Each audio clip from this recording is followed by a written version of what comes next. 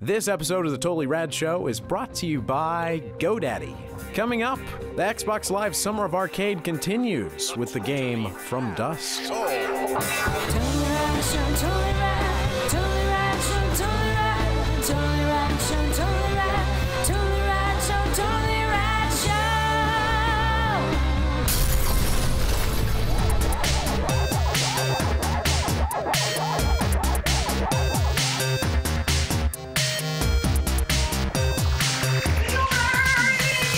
Enjoying a lovely summer day. Without Dan. Out here without Dan, who's still in Germany, enjoying the European lifestyle. Yeah. And what better thing to do on a summer day than talk about the Summer of Arcade? Yes, which well, we is talked still about in full effect. Yeah, we talked about Bastion 2 weeks ago. 2 weeks ago. We all really liked that game. Yeah. So the second game in the Summer of Arcade rollout is a game from Ubisoft called From Dust.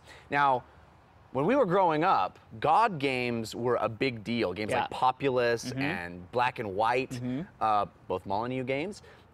Those games kind of, that genre was very vibrant. A lot of games came out in it, but it's been kind of dormant for a while.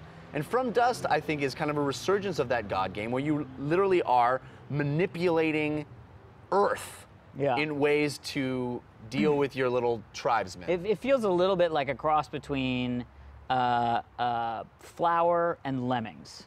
Oh, Flemings. Yeah, Flemings really is what it is. So basically what you do in From Dust is you control the breath, which is your little cursor, and you can go around and suck up different kinds of elements, water or land or even lava, and you can deposit those things in different areas, and that would have an effect on whatever you drop them on. So if there's a dry, arid area, you can soak up some water and drop it there, or you can, soak up some magma and drop it in the water, and it'll kind of harden into earth. And you can also just deform certain things, create land bridges from different parts of the island to lakes others. And stuff like that, yeah. And you're trying to get your little tribesmen to get from the little village that they start in to other areas on the map that are inaccessible to them at the start, and by manipulating the actual patterns of the land, you can allow them travel. Yeah, which is how it sort of reminded me a lot of Lemmings, because you really are sort of clearing the path and then saying, go, and then it either succeeds or fails, and then you can kind of manipulate it as they're walking, like they'll scream if they're near water, like, oh, blah, blah, or blah, blah, blah, blah. Yeah. But yeah, it takes some finessing.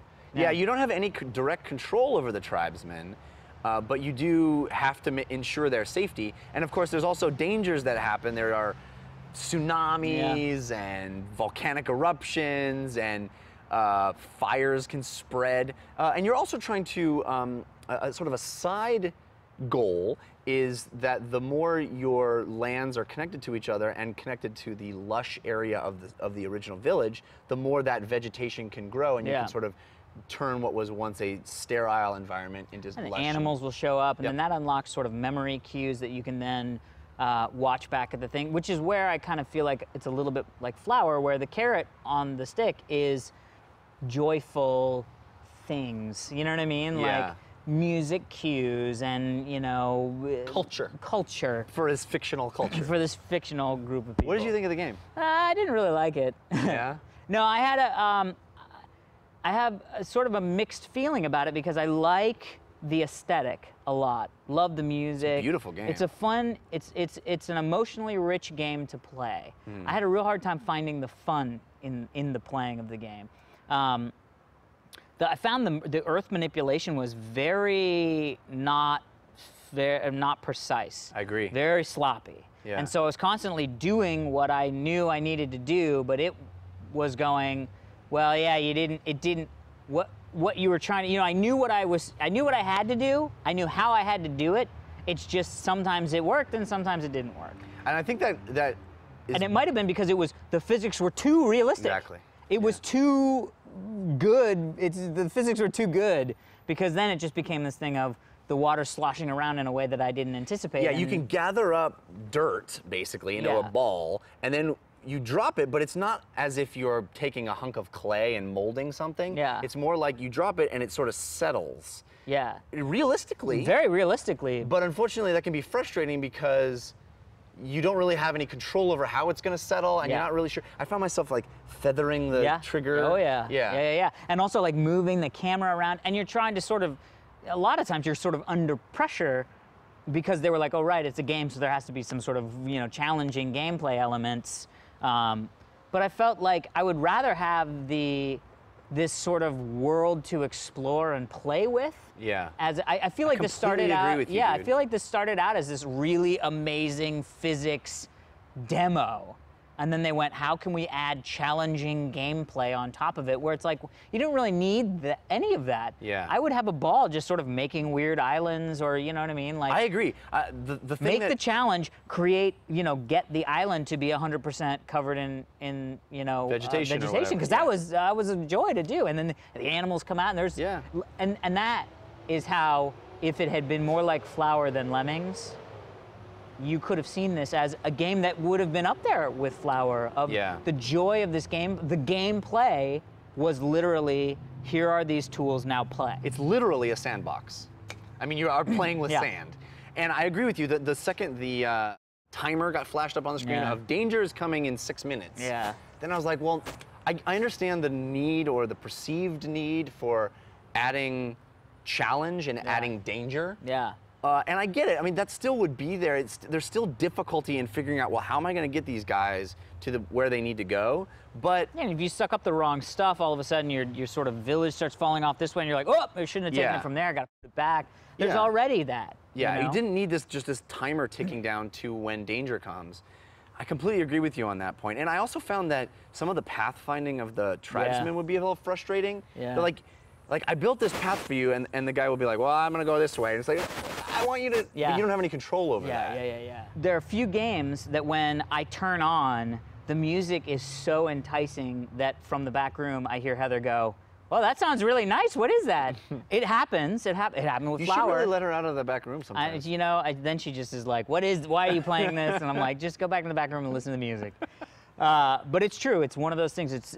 There are so many enjoyable things about this game. Yeah, it's artful, and it is fun manipulating the environment and feeling that power of, and because the physics are so good, you know, digging out a little hole and then having a waterfall like gush water into it, you really do feel like it's a real land that you're messing with. I wish I had more precise control, as you said. Agreed. I wish there were options instead of just like sucking it up into a ball and dropping it. I wish I could be like, I could suck it into a ball and then like maybe turn it into a long line and drop it that way, or figure out different ways to spread it around so I felt I had a little more control over what I was doing. Yeah, definitely, because it was really just sort of like, goes down here, goes up here. Yeah. And then you're like, well, I don't want it to just go, and then you have this sort of like land bridge. It's like, looks like the back of a stegosaurus, because it's like here, and you're like, there has to be a way to do that, a smooth, you know, point A to point B. Because I felt a lot like I was playing with a sandcastle on the beach. Yeah. But when you have a sandcastle, you like have all these different kinds of tools. You have the shovel, you have the pail. I wish there had been the equivalent of that kind of thing of like, okay, you can drop the land, but you can shape it first, or you can do, you know? Or get rid of all the challenge. Yeah. I don't want, you know, it's not about moving people from place to place. It's about creating this vibrant world. Then the sort of, you know, the happy accidents are exciting when you go, oh my God, now I've accidentally created a waterfall here, and then all of a sudden the waterfall is lush and amazing, and you're like, what happened? Yeah. But in the challenge, you're like, stop fucking pouring water down. That's where the guys gotta walk. You know what I mean? No, I completely agree with you. And maybe if that had even just been a different mode, because there are these challenge maps, but none of it allows you to just play. And I feel like here we have one of those rare games where it's about creating rather than destroying. Because there's so many games that just kill, which is fun too. But here the joy is creating. Is like, how can I turn nothing into something? Yeah. And I wasn't given enough leash in order to really Plus I thought explore that. You know, the other thing is the ideas of this game were so great. Like when it first started, I went, this is how Spore should be. That's what I thought it was going to be, was you're starting as these guys crawling out of the primordial ooze, learning how to talk, and then it would progress into this sort of that would be cool. if That's this what I game thought. turned into sort of Civilization. yeah. Yeah, that's what I thought it was awesome. gonna be. But still, I think a pretty darn good game for a downloadable, not very expensive game. And it's worth just, one of those things that, and this is where I think downloadable games really, you get the bang for the buck, is because this is one of those games you just throw in, you turn on, you listen to the music, you move some, it's very satisfying when you're not stressed. Yeah. When it starts to get stressful, stop. Yeah. And play, Call of Duty or Yeah, something not stressful like Call of Duty. No, I mean, if you want stress, if you're gonna be stressed, get stressed. You know what I mean? Get stressed. Yeah, if you don't want to be stressed, download Flower. Yeah. Yeah, but I think definitely worth giving a try, and I hope that there will be more of these God games again, and because I really like the mechanics. Oh yeah, because you feel like a god. Yeah. Feel like a god. Amazing. Someone asked if you're a god. You say from dust. All right, everybody, be sure to stick around for this day in rad history, but first we want to thank our sponsors, GoDaddy.com. Get reliable, secure web hosting without long-term contracts. GoDaddy.com's hosting plans are bigger and better than ever with 99.99% uptime. I think they added a decimal point. They added a I don't know. Maybe they took one away. level of efficiency? Added a level of efficiency by Used to be 0.09. Free 24/7 support, no annual commitment, and remember, you can download the GoDaddy free iPhone, Android, or BlackBerry app, order right from your phone, manage your current domains, and more. It's awesome. You're on the fly. You come up with a brilliant idea for a multi-million-dollar website, and you have to wait to get home to get the domain name. Not anymore. Check it out, revision3.com/GoDaddy for a list of all the amazing GoDaddy deals from Revision 3, but do use a TRS coupon code when you're checking out so they know that you are a fan of our show. I would recommend TRS8, which gives you 10% off your entire order. Good one. Very good. All right, people, that is it. We will see you tomorrow. Don't forget to send your backgrounds in for our show. Fans at TotallyRadShow.com is where you send them. explode by itself. Don't miss tomorrow to find out what else is on our radar this week. Today is August 3rd, my dad's birthday. Heyo. Wow. Happy birthday, Dad. And on this day in Red History in 1977, Radio Shack introduced the TRS-80. Which, Wow. coincidentally, the Model 3 was my first computer that my dad bought. So now, you were born 76 or 77? Yep. 76. That would have been pretty crazy if it was 3 days after your birth, the TRS-80 was birthed. I know, right? But still. One of the very first computers. That didn't happen, so it's not as cool. It's funny how Radio Shack was like a player in that market at that Oh, time, yeah. right? Yeah. Back before it was the Shack. Yeah. Back when radio mattered. Now, was this TRS-80, was this a MTV Tandy? killed the radio Was it like star. Tandy Radio Shack Yeah. 80? Yeah, that's what the TRS stands for. Interesting. Oh, What's up, Tandy? Tandy. I remember those What's up, floppy disks. Tandy? Yeah. What's up? Where are you at now, Tandy? DJ Hepcat sent that in via Twitter, his handle, @DJ Hepcat. Thanks.